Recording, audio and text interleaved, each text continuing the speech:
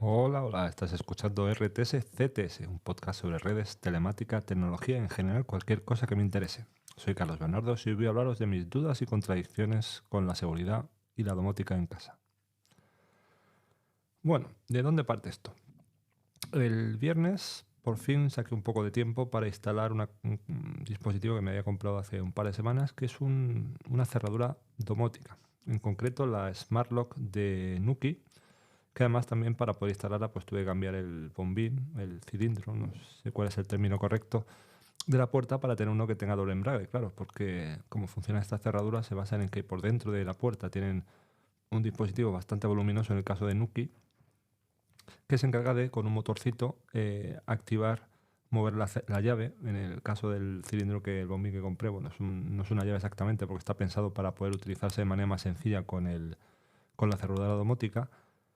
Y claro, podemos poder abrir también por fuera, debemos poder abrir la puerta por fuera con una llave normal, entre otras cosas, por si algún problema con la cerradura domótica ocurre, se queda sin batería o cualquier problema, no podemos depender solo de la cerradura domótica. Bueno, pues este dispositivo puedes conectarte a él por Bluetooth, que es el uso más habitual probablemente, con la aplicación en el teléfono, pues conectarte y abrir la puerta, pero también dispone de Wi-Fi y de Matter. Entonces te puede conectar a la Wi-Fi de casa y eso permite que se pueda conectar a los servidores de Nuki y permite tener funcionalidad extra como controlar la puerta en remoto, poder gestionar permisos temporales o permanentes de quién más puede abrir la cerradura mediante la aplicación. También con Matter se puede integrar en la red de HomeKit de Apple, etcétera. Bueno, es un dispositivo conectado. Y aquí, bueno, viene la duda que tengo desde hace mucho tiempo, que es cómo debemos asegurar, cuánto debemos preocuparnos de la seguridad en casa para evitar vulnerabilidades de tipo ataques o compromisos de seguridad de diferente tipo. Y como os digo, tengo muchas dudas y venía aquí a compartirlas y me encantaría escuchar o saber de vuestra feedback sobre cómo lo hacéis vosotros o qué pensáis vosotros sobre ello. ¿Por qué tengo dudas? Bueno, en primer lugar, porque hacer algo seguro es muy, muy complicado. Es imposible tener un dispositivo seguro al 100%. Para que fuera seguro al 100%, debería estar apagado, desenchufado, sin conectar a nada, enterrado, y aún así tendría mis dudas, como se suele decir, en seguridad. Además, los dispositivos domóticos normalmente tenemos diferentes tipos de dispositivos con diferentes capacidades. También tenemos diferentes necesidades cuando usamos un dispositivo domótico y todo ello implica ventajas e inconvenientes, también a nivel de seguridad. ¿A qué me refiero con esto? Pues por ejemplo, hay dispositivos que no requieren conexión a Internet para funcionar. Ventajas, son los más seguros, dentro de que seguro no hay nada al 100%. Puedo poner, por ejemplo, una regla en el firewall para que no permita que ese dispositivo hable con el exterior, pero tiene como desventaja que son más complicados de gestionar desde fuera de casa. Bueno, puedo tener una VPN o soluciones de este tipo. Y además no tienen actualizaciones automáticas. Tengo que yo preocuparme de buscar si una actualización, instalarla, etcétera. De estos dispositivos no tengo muchos, pero existen en el mercado. Y por ejemplo, aunque es un poco doblar la definición, un poco los dispositivos de tipo Zigbee podríamos considerar que están dentro de esta categoría, porque no se conectan directamente a Internet y si utilizas un controlador Zigbee que no sea uno comercial, que sí que se conecte a Internet por sí mismo y hace cosas como actualizaciones, bueno, pues tienes más controlado qué hace esos dispositivos, aunque sean a través del controlador, pero tiene la desventaja de nuevo, no tener actualizaciones automáticas. Otro tipo de dispositivos son los que pueden funcionar sin conexión a Internet, pero normalmente requieren o se benefician de conexión a Internet. Por ejemplo, todo lo que sea compatible con HomeKit de Apple. HomeKit, una de las características por la que a mí me gustan más es que para que sean, o por definición, pueden funcionar con la red aislada de Internet. Desventajas, bueno, un poco las mismas de antes, y que, bueno, a veces la aplicación nativa del dispositivo, aunque sea compatible con HomeKit, es mejor o tiene más funcionalidades que lo que puedes hacer a través de la aplicación casa, de la aplicación Home de Apple. Por ejemplo, las webcam que uso, bueno, no son webcam, las cámaras IP que utilizo para, bueno, por seguridad o para monitorizar a mis hijas son de ese tipo. Son cámaras que puedes integrar en HomeKit y que en ese momento puedes filtrar en el firewall y van a seguir funcionando perfectamente desde la aplicación casa, pero no puedes usar con la aplicación nativa. Bueno, puedes usar durante un tiempo, pero pasado un tiempo va a intentar conectarse a la nube, no va a poder, y no vas a poder utilizar la aplicación nativa y tampoco se actualizan automáticamente. Entonces, bueno, aquí tengo un mix, en algunas las añado y filtro, otras no, en función del uso que les doy. Otro tipo de categoría, el tercero ya, serían los dispositivos que sin ñapas adicionales no pueden funcionar sin el soporte de la nube, es decir, necesitan estar conectados a Internet. Como por ejemplo esta cerradura que acabo de instalar. Esta cerradura tiene tanta funcionalidad que depende de la nube que no quiero tenerla solo funcionando con Bluetooth.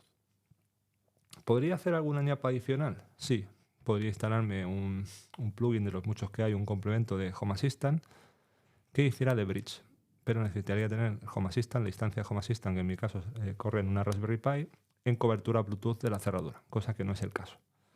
Entonces, tengo ahí mis dudas porque, bueno, podría comprar también el bridge que vende Nuki, pero entonces en ese caso también probablemente el bridge se conectaría automáticamente a la red, tendría que filtrarlo, no sé si haría todo lo que yo quiero. Entonces, bueno, tengo ahí mis dudas. Un ejemplo de que sí he utilizado, que entra en esta categoría, en el que sí que hice la ñapa adicional porque no era muy difícil, era un dispositivo que emitía infrarrojo, que permitía programar para controlar diferentes dispositivos. Por ejemplo, si teníamos una televisión que no tenía la capacidad de poder encenderse o apagarse mediante comandos por la red Wi-Fi, con una aplicación, pues podías comprar uno de estos o para controlar el aire acondicionado, y era un dispositivo muy barato, muy barato, del orden de 30 euros, y que tenía una herramienta, una nube, y no me daba mucha confianza, la verdad. Entonces lo que hice fue instalarlo en Home Assistant con un complemento, integrarlo en HomeKit y filtrar ese dispositivo para que no se pudiera conectar a Internet.